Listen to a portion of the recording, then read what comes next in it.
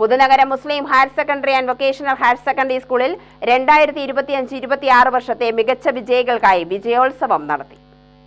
SSLC +2 പരീക്ഷകളിൽ ഉന്നത വിജയം നേടിയ വിദ്യാർത്ഥികളെ ആദരിച്ചു.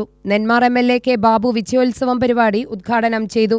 രാഷ്ട്രീയ കക്ഷികളുടെ വക, യുവജന പ്രസ്ഥാനത്തിന്റെ വകയിൽ പിന്നെ വകഭേദമില്ലാതെ നമ്മുടെ സ്കൂളിന്റെ വക വിജയോത്സവത്തിലും നമുക്ക് കിട്ടുകയാണ്.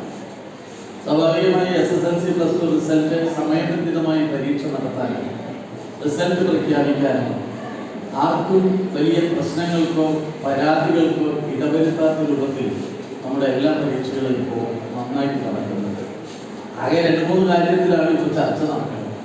ഒന്ന്, വേനൽ അവധി വേണോ മഴക്കാല അവധി വേണോ എന്നുള്ളതാണ് അല്ലേ ഇപ്പോഴത്തെ ചർച്ച.